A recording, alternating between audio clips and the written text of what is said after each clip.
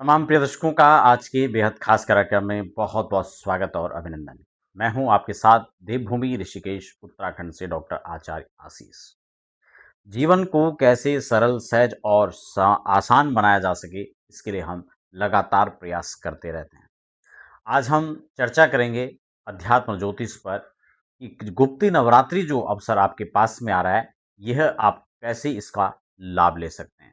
कौन-कौन से कार्य हैं जो आप इसमें कर सकते हैं और आपके आने वाले जीवन में जो तमाम प्रकार की रुकावटें, झंझटें आ रहे हैं, समस्याएँ आ रही हैं, उससे कैसे समाधान पा सकते हैं। आगे बढ़े, नए दर्शक हैं तो फटाफट चैनल को सब्सक्राइब कर लीजिए, बेल आइकन प्रेस कर लीजिए ताकि आने वाली अपडेट्स चाहे वो अध्यात्मिक हो, ज्योतिष की हो, वास्तु को आपको समय-समय पर मिल सके। यहाँ पर गुप्त नवरात्रि, आपने नवरात्रि तो सुना होगा, गुप्त नवरात्रि भी आपने सुना होगा, लेकिन आपको बता दूं, वर्ष भर में जो 4 नवरात्रि पड़ती हैं महत्वपूर्ण, उसमें से 2 प्रत्यक्ष हैं, 2 गुप्त हैं।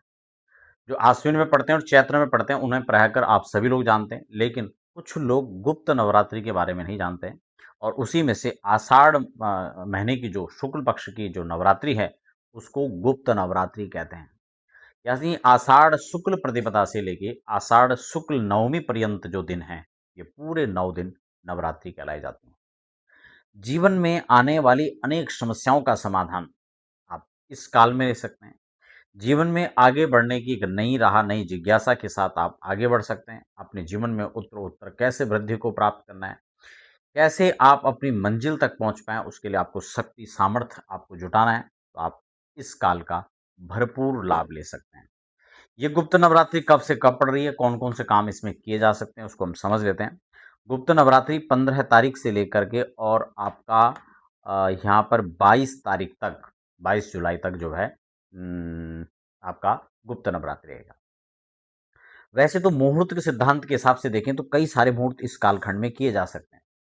लेकिन चूँकि कर्क होने के बाद यह जब समय होगा तो ये कई सारे मुहूर्तों के लिए अनुकूल नहीं माना जाएगा। साथ ही साथ यहाँ पर 18 तारीख से गुरु अस्त भी हो जाएँगे, इसलिए भी कई सारे मुहूर्त सिद्धांत में यह मुहूर्त के लिए अनुकूल नहीं होगा। लेकिन अगर आप ग्रह बाधा, पितृदोष या फिर वास्तु निवारण या फिर अपने जीवन में आने वाली नेगेटिविटी या किसी प्रकार की जो समस्या हैं, उसके समाधान हेतु अगर आप यह कार्य करते हैं, तो निश्चित रूप से आप इसमें सफलता प्राप्त कर सकते हैं। अपने व्यवसाय में, अपने नौकरी में, अपने परिवार की आयु आरोग्यता के लिए, सुख समृद्धि के लिए अगर आप कोई पूजा पाठ अनुष्ठान इस कालखंड में करते हैं, तो उसके लिए बहुत अच्छा है। आप बगलामुखी पूजा करते हैं, 10 महाविद्या को साधना करते हैं या अपनी इष्ट देवी कुलदेवी की प्रसन्नता के लिए आप पूजा पाठ करते हैं, तो बहुत अच्छा है। इस कालखंड में आप चंडी का पाठ कर सकते, दुर्गा सप्तशती के जो 700 मंत्र हैं और संपुटित करके उसको रहस्य और कवच इत्यादि से उसका पाठ आप कर सकते हैं। नवार्ण मंत्र का आप जो है पुरस्चरण कर सकते हैं या यथा सामर्थ्य आप उसका जपादि कर सकते हैं। बगलामुखी पूजा आप कर सकते हैं, महाविद्या का अनुष्ठान कर सकते हैं। ये तमाम सारी जो साधनाएं हैं वो गुप्त इस नवरात्रि के अंदर आप कर सकते हैं और इसका भरपूर लाभ ले सकते हैं।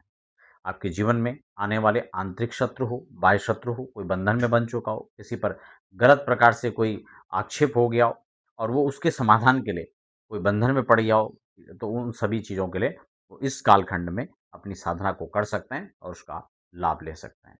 अधिक जानकारी के लिए आप हमारे संस्थान में संपर्क कर सकते हैं। जन्म कुंडली दिखाना हो, बनाना हो, वास्तु विजिट कराना हो, वास्तु की पूजा हो या अनेक प्रकार की कोई वैदिक पूजा पाठ आप करवाना चाहते हैं, कथा आदि कराना चाहते हैं, तो उसके लिए भी आप हमारे संस्थान में इसकी जानकारी ले सकते हैं। फिलहाल बने रहें, हमें दीजिए इजाज़त।